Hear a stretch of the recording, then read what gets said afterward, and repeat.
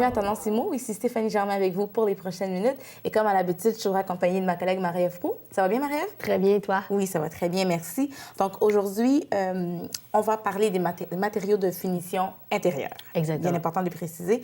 Donc, on va parler de la céramique, premièrement, qui est vraiment populaire de ce temps-ci. Puis c'est pas juste pour la salle de bain. On peut les mettre un peu partout dans la maison. On va maintenant vraiment partout, là, donc... C'est ça. Puis je pense qu'il y a beaucoup de choix aussi là, au niveau des teintes et tout. Donc, on va parler de ça. Dépendamment de l'endroit où on la met, faut choisir. Attention. Oui, exactement. OK. On va parler aussi du papier peint, qui revient en force. Je pense que c'était pas très tendance, le papier peint. Là. Le souvenir qu'on avait, c'était plus chez grand-maman, même des fois, je me souviens, quand je visitais des maisons, je voyais justement des papiers peints tout fleuris, vieillots. Oui. Oh, OK, beaucoup de travail pour l'enlever, on change de maison. Je sens que c'était pas très... On fuyait. Oui, en effet, ça faisait vraiment, comme tu as dit, penser aux vieilles maisons de nos grands-parents. Puis... Exactement. On va voir que c'est, contrairement à ce qu'on pense, c'est populaire, ça peut être très joli Exactement, aussi. Oui. On va parler aussi du lambris. Le lambris, quand on pense lambris, on pense au chalet. Donc, on se rend compte que c'est vraiment... ça peut donner un petit côté esthétique à la maison. Oui, beaucoup de cachets. Je pense qu'il y a beaucoup de choses aussi au niveau des couleurs. Oui, maintenant, on a vraiment... il y a vraiment beaucoup de choix à ce niveau-là aussi. Puis, en fait, on peut vraiment le mettre partout aussi. C'est ça, je pense que ça a beaucoup d'avantages. Oui, quand même. À l'utiliser. Puis on se rappelle aussi que le lambris, c'était connu parce que c'était un matériau qui était isolant, mais là, c'est aussi décoratif. Exactement. Et on va parler également des prêts hypothécaires. Quand vient le temps de s'acheter une maison, qu'est-ce qu'on fait? Comment qu'on fait? Est-ce qu'on emprunte? En fait, c'est surtout au niveau de la mise de fonds. En fait, quand on achète une maison, on doit normalement mettre une mise de fonds de 20 mais on peut aussi mettre moins. Donc, on peut mettre 5 puis justement, avec la SCHL, avoir une assurance prêt qu'on appelle. Donc, on va aborder un petit peu ce côté-là, à savoir est-ce que c'est important de mettre une plus grosse mise de fonds ou de se garder de l'argent pour les imprévus. Parfait. Et on va parler aussi du surendettement, justement, qui est en lien avec le sujet d'aujourd'hui. Donc, faire attention de ne pas surendetter, justement, pour être pris à la gorge à la fin. Exactement. À la fin de puis chaque vraiment mois. de prévoir les mensualités, surtout quand on s'achète une maison, des gros paiements, c'est des paiements pour longtemps, donc... c'est important de ne pas être trop juste parce qu'on ne sait jamais qu'est-ce qui peut arriver. Exactement. Parfait. Donc, on y va tout de suite avec... justement, la céramique, qui est vraiment populaire. Puis comme tu as dit tantôt, maintenant, on retrouve vraiment partout. Tu sais, avant, c'était surtout concentré dans la salle de bain. C'était pour éviter là qu'on voyait la moisissure. Oui, parce qu'en fait, puis c'est facilement nettoyable. Donc, puis justement, comme tu disais, on ne peut pas vraiment mettre du lambris dans une salle de bain parce que ça... Au niveau de l'humidité, ça va pourrir. Oui, exactement. Puis le lambris va travailler aussi. Donc, mais maintenant, la céramique, on en retrouve autant sur les murs, on peut en retrouver, sur le plancher, c'est quand même assez commun aussi, mais en dosseret en céramique, sous les armoires dans la cuisine, sur les lots, sur les comptoirs. Donc, vraiment, maintenant, avec la céramique est partout, là. Oui, elle habille vraiment, elle peut vraiment habiller un décor. Puis, mais c'est important quand même de bien choisir ces carreaux de céramique parce qu'encore là, il y a plusieurs sortes. C'est ça, on ne peut pas mettre n'importe quelle une forme de céramique, n'importe... Il faut vraiment s'informer, oui, exactement, dépendamment de où, comme quand on voit un endroit spécialisé qui vend de la céramique, de dire, bien, moi, c'est pour telle utilisation. De préciser. Exactement, parce qu'en fait, c'est que tu as de la céramique comme, par exemple, de la porcelaine qui est lisse. Si tu poses la céramique comme ça sur le plancher, tu peux glisser. Donc, c'est peut-être mieux que ce soit plus poreux pour justement éviter exactement sur un mur, c'est plus ou moins important. Puis même quand c'est lisse, ça se lave facilement, beaucoup plus que si justement il y avait que c'était poreux puis que c'était... donc c'est ça, sur le plan esthétique, là, ça a peut-être un plus beau fini. Oui, si exactement. Donc vraiment de regarder tous les côtés. Puis c'est sûr qu'il y a toujours le prix en même temps. Il faut que ça rentre dans le budget parce qu'il y a des... Les prix, on le sait, là, ça exactement. peut monter, Là, il y a vraiment toutes sortes de... Aujourd'hui, on peut trouver vraiment de la céramique qui vient d'Europe, qui est d'excellente qualité, qui est vraiment très, très belle. Mais il faut quand même magasiner. Puis aussi, moi, je me suis entretenue avec un directeur d'un magasin, en fait, de céramique. Puis il disait de faire aussi attention parce que maintenant, on peut vraiment trouver toutes les formes, les couleurs, etc. Puis souvent, les gens vont avoir un coup de cœur pour la céramique quand ils vont l'acheter. Mais si, par exemple, on met la céramique sur le plancher puis que nous, on adore le rouge... C'est peut-être pas une bonne idée. Non, parce qu'un plancher de céramique va durer longtemps. Au moins 15 ans, très longtemps. C'est un matériau noble. Oui, donc il ne faut pas y aller avec l'instant du moment puis notre envie, notre goût, là, parce qu'il faut quand même penser qu'il faut que ça vieillisse bien puis que dans plusieurs années, ça va bien. On pèse les pour et les contre, on regarde les avantages. Oui, puis c'est peut-être mieux, comme au niveau des planchers, d'aller dans des teintes qui sont plus sobres. Neutres, oui, c'est ça, qui vont bien vieillir. Oui, puis aussi, il faut penser que si un jour on vend la maison puis on met ça des couleurs flashy... c'est pas tout le monde qui aime ça. Non, puis si on voit qu'on doit tout la changer, c'est un investissement important quand même. C'est ça. J'avais été aussi au niveau des tailles. Hein, maintenant, on en trouve de toutes les sortes. Il y en a des grosses, des petites. On peut faire toutes sortes de choses avec la céramique. Ça peut aller de 5/8 de pouce à 4 pieds au niveau de la céramique. Puis les coûts, c'est entre 1 et 20 le pied carré. En fait, il y a vraiment des gammes. Il y en a vraiment pour tous les budgets. Donc, je pense que c'est important de magasiner. OK, absolument. Et est-ce que maintenant, tu nous parles du lambris? Oui, on va parler du lambris. Qui n'est plus seulement utilisé pour isoler. Non, vraiment, c'était connu pour son aspect isolant, mais aujourd'hui, c'est vraiment une grosse solution déco. Puis ça peut aussi, bien sûr, cacher des défauts sur un mur, une déformation. Mettons qu'on voit ça, puis on ne trouve pas de solution, plutôt que de mettre le mur à terre puis de recommencer. Bon, on peut justement venir appliquer mais c'est sûr que généralement, le lambris, c'est toujours dans la partie, dans le premier, dans le premier tiers du mur. Okay. Donc, c'est sûr que si, par exemple, c'est dans la partie supérieure... On ne peut pas en mettre. Bien, je pense que ça peut se mettre, là, mais personnellement, j'ai jamais vu ça dans les magazines de déco. Là. OK. Oui, ou peut-être faire le mur complet. Parce que cette semaine, je regardais justement le lambris. Je voulais voir un peu... puis j'en ai vu vraiment là, des verts, beaucoup de couleurs. Oui. Puis ils montraient dans les chambres, même des fois dans la cuisine. Oui, on peut vraiment mettre ça partout. Éviter la salle de bain, bien sûr, parce que ça va travailler. Puis, c'est sûr qu'un élément important, c'est quand on achète du lambris, c'est qu'idéalement, vu que le bois travaille, il faut le mettre dans la chambre dans laquelle il est destiné, puis le laisser là quelques jours avant de le poser pour justement qu'il s'adapte à l'humidité. À son environnement. À son environnement, exactement. Et si ça réagit, donc j'imagine Parce que des fois, le lambris, c'est comme des lattes qui sont toutes collées, qui sont toutes emboîtées l'une dans l'autre. Donc, ça peut créer des jeux, des espaces entre chaque. Puis, donc, c'est vraiment mieux de ne pas prendre de chance. On le laisse dans la pièce quelques jours, puis après ça... On voit un peu comment ça... Oui, exactement. Puis après ça, on le pose. On est certain qu'il ne travaillera pas davantage. Puis, comme tu as dit, vraiment, on peut trouver maintenant toutes sortes de vernis, autant que si on veut le laisser naturel, mais qu'on peut... On peut le peinturer à nous-mêmes? Oui, c'est très facile à peindre. C'est sûr que le lambris fait quand même en sorte qu'on aime le côté bois. Hein, oui, c'est ça. Mais on peut complètement aussi, juste pour que ça fasse une texture sur un mur. Puis même, j'ai vu dans une cuisine qu'il installait le lambris sur l'autre sens. Ah, OK. Normalement, c'est à la verticale. Mais de l'installer à l'horizontale, puis je trouvais que ça donnait un cachet particulier. Oui, c'était original. Puis, vraiment, dans les conseils que je pourrais donner, c'est que c'est quand même important de vérifier le type de bois, de vérifier les nœuds. Différents types de... Oui, puis en fait, on va y aller qui va encore avec le prix. Puis il faut s'assurer que les nœuds, ça ne casse pas quand on l'installe, parce que c'est quand même assez mince. Fait qu'au niveau du nœud, il ne faut pas que ça casse dans le nœud puis qu'il s'effrite lorsqu'on le pose. Donc, c'est quand même important de vérifier, justement, les lattes, la qualité.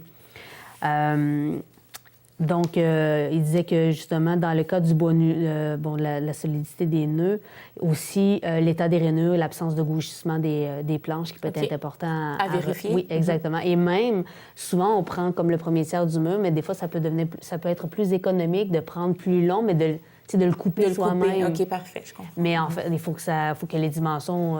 faut s'assurer que les dimensions fonctionnent. Ça fonctionne avec... Oui, exactement. Il ne faut pas se ramasser avec des petits bouts, parce que là, on va en jeter davantage, donc ce ne sera pas économique. Absolument. Et en effet, le lambris existe aussi en plastique. Ah, je ne savais pas. Donc, qui peut donner un cachet différent. À ce moment-là, si c'est en plastique, on peut peut-être le mettre, si on veut absolument faire quelque chose dans la salle de bain. Oui, parce que c'est sûr qu'il ne réagit pas du tout à l'humidité. Fait que ça peut être intéressant. Mais en fait, c'est qu'il ne respire pas.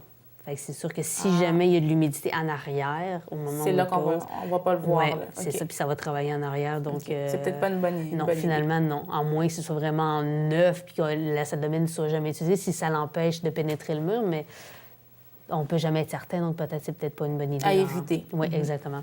Et maintenant, on va peut-être passer au papier peint, qui fait un retour en force. Ça m'étonne. Oui, mais en fait, avec toutes les nouveaux outils informatiques, puis la numérisation, surtout maintenant, on peut faire vraiment de toutes sortes de papier peint. On peut notamment en faire à partir de photos. Donc, on peut créer vraiment un style complet. Puis, on parle plus du papier peint qui passe d'une pièce, tu sais, qu'il y en a partout dans, dans une pièce. Non, des fois, c'est juste comme une partie de mur ou juste un mur. Et même des fois, on voit des changements de papier peint dans la même pièce. Dans la même pièce, oui, mais bien sûr qu'ils s'harmonisent. C'est sûr qu'il faut quand même bien choisir son papier peint. Il faut quand même que ça aille avec l'ensemble. C'est un élément décoratif, mais il faut qu'il s'harmonise bien avec tout le reste. Comme, par exemple, si on a des motifs au niveau des fauteuils, des divans, il ne faut pas avoir trop de motifs non plus. Oui, puis quelque chose qui détonne, il faut quand même que ce soit harmonieux. Puis vraiment, le papier peint est vraiment aujourd'hui dans une gamme de couleurs, de textures. On peut même avoir des textures très intéressantes et ça s'installe beaucoup plus facilement qu'avant. Donc, la technologie a avancé à ce niveau-là. Oui, vraiment au niveau technique, là, c'est vraiment mieux. Puis le papier peint vraiment habille aujourd'hui. Il peut habiller une pièce, on peut autant en mettre sur des meubles aussi, si on veut juste faire... un petit changement rapide. Si on a des vieux meubles, on ne sait pas trop quoi faire avec, ça peut être une option. C'est sûr que c'est peut-être plus compliqué, là, si on essaie de mettre du papier peint sur des pattes de chaise. Je pense pas que ça vaut... on se débrouille bien dans la déco, on peut... Oui, non, c'est ça. Puis, donc, comme il s'installe vraiment mieux, souvent, des fois, tu peux juste le coller, ça se désinstalle bien aussi après, donc... ça peut vraiment être une façon d'apporter de la couleur à notre maison puis de la rendre... changement rapide. Oui, de rendre ça original. Donc, mais encore là, c'est d'aller regarder les possibilités qui s'offrent à nous, d'aller dans des endroits où... J'en ai vu juste en fouinant un petit peu sur Internet, j'ai vu qu'on pouvait en acheter sur Internet. Donc, on magasine. Oui, exactement. Parfait. Donc, merci beaucoup, Marie-Ève. On va maintenant passer au topo de la semaine et on vous revient tout de suite après.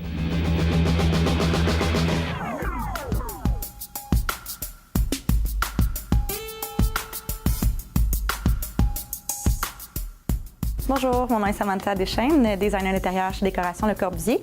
Aujourd'hui, on va aborder le sujet du papier peint. Cette année, le papier peint prend beaucoup de place dans les décorations résidentielles, que ce soit en petites touches ou du mur à mur. On va pouvoir regarder ensemble différents styles appropriés pour chaque pièce. Donc, un des modèles que j'aimerais vous présenter, on parle ici d'un papier peint avec une insertion de liège et de feuilles métalliques.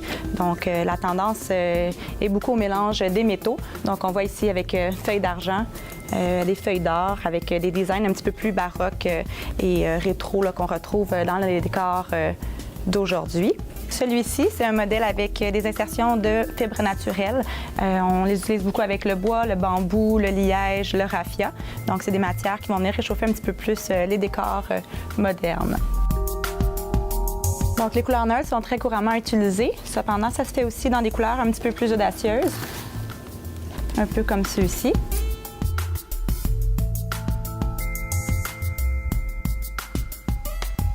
Donc, au niveau des motifs, on retrouve beaucoup les formes géométriques, les aspects un petit peu plus florales ou plus naturels.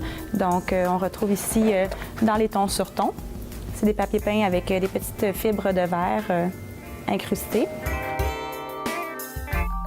On a vraiment le côté végétal qui revient beaucoup à la mode présentement dans des teintes un petit peu plus chaleureuses, dans les teintes d'oranger, plus automnales. Toujours en motif, il y a beaucoup de demandes au niveau des peaux et des cuirs. Donc, on a des motifs qui sont plus en texture, en ton sur ton ou en impression.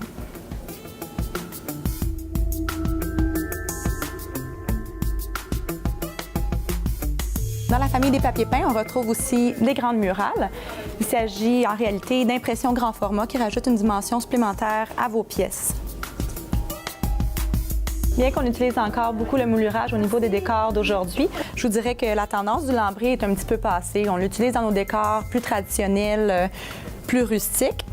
Mais les décors plus contemporains, eux, vont être travaillés sous forme de caissons, donc plafond plancher, mur à mur. Maintenant, ce qui concerne les tendances 2014, je vous dirais qu'on a une grosse demande par rapport au style rustique chic.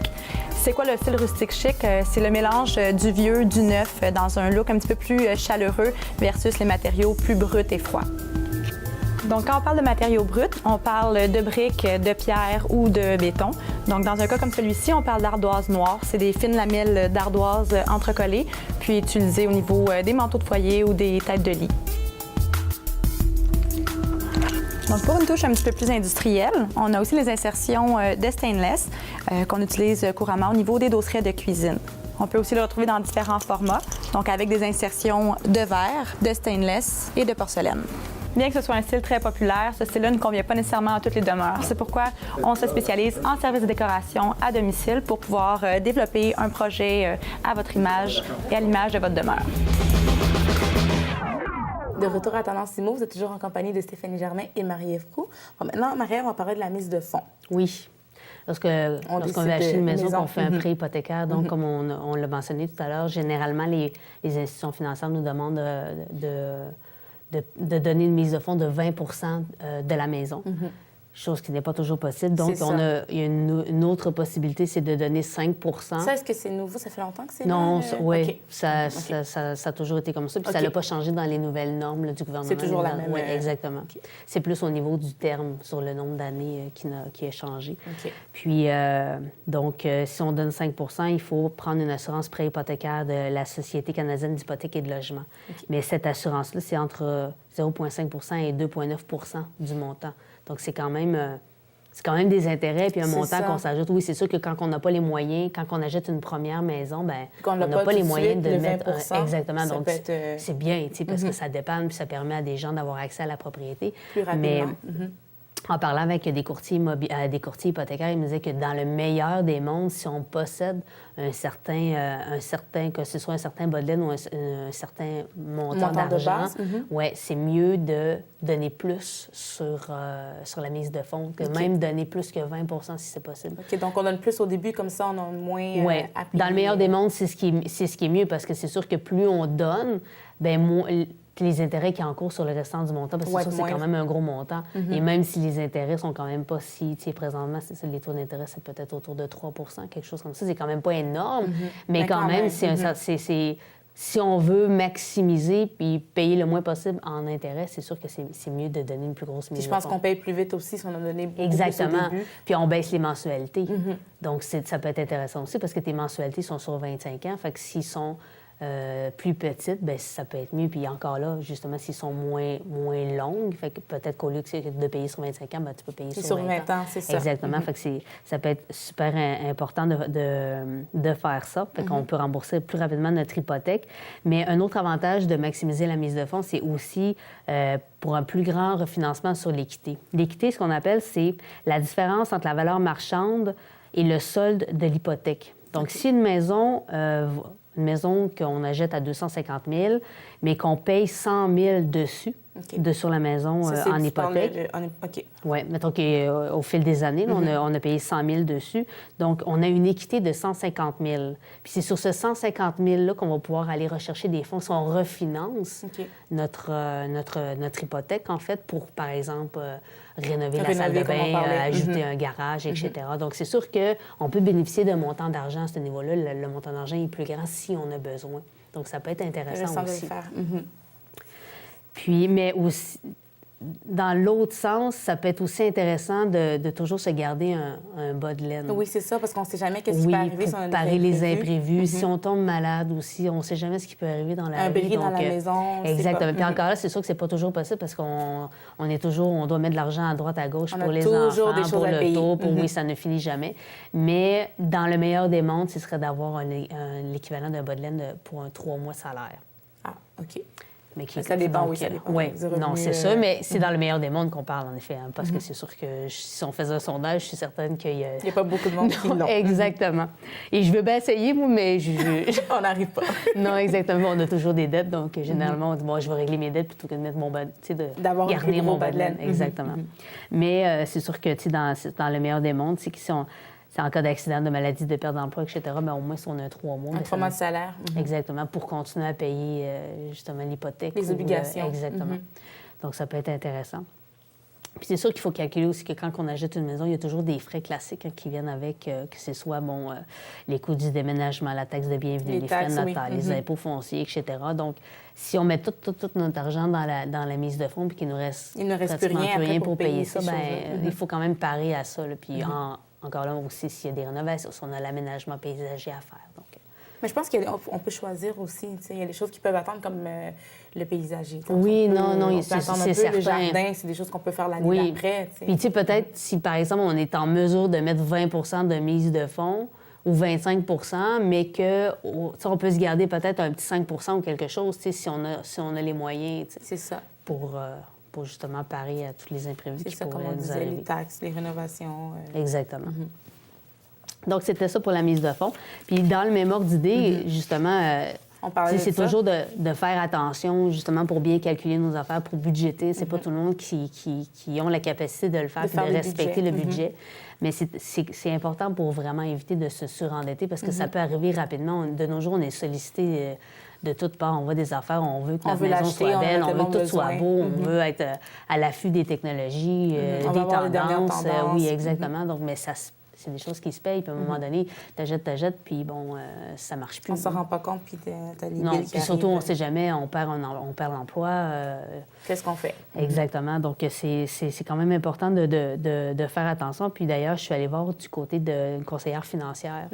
Je suis allée chez Desjardins, mais bon, ça aurait pu être n'importe où. Je voulais juste avoir un avis. Puis on me disait, c'est sûr qu'il faut vraiment limiter le poids de la dette pour éviter le surendettement. C'est la première chose à faire. Okay. Justement comme ça, parce que c'est facile de s'endetter avec le crédit. On a pratiquement tous des cartes de crédit. Puis même, ils augmentent facilement les limites. Moi, ils m'appellent tout le temps pour me dire on va augmenter ta limite. Félicitations. Je veux vous pouvez passer Exactement. à 5 000 de plus. C'est tentant. Dans le meilleur des mondes, il faudrait acheter avec l'argent qu'on a. C'est ça. Donc, on ne dépense pas. Non, exactement. Exactement. Puis, donc, c'est ça. Ça serait de limiter sa marge de crédit, en fait? Oui, exactement. De faire attention à ce qu'on... parce que c'est sûr que les crédits, ça peut... Il faut apprendre à dire non, en fait. Oui, exactement. Puis ça va vite parce qu'après ça, les intérêts en cours, puis là, on vient qu'on n'est plus capable de payer. Donc, il faut faire attention à ce niveau-là. Il faut donc respecter la capacité de payer en même temps en fonction des moyens qu'on a. Il faut éviter de se laisser prendre au jeu par les folles dépenses, comme on a dit. Puis il faut, même au niveau de la maison, parfois, tu sais, les banques qui sont prêtes à nous prêter des sommes colossales là, d'argent, mais en fait, il faut se rendre compte que... Au final, on va rembourser cet argent. S'ils me prêtent, moi, je veux m'acheter une maison, puis qu'ils me prêtent 500 000 pour acheter ma maison, mais le 500 000, je vais devoir le rembourser un jour. Plus les intérêts aussi, donc... Donc, c'est peut-être justement de considérer ce qu'on est capable de payer, puis d'aller vers un choix d'une maison. Bien, si moi, ce serait plus une maison de 200 000, bien, d'aller dans cette gamme-là. Puis peut-être la prochaine maison sera une plus grosse maison, tu sais, avec une plus grande valeur, mais...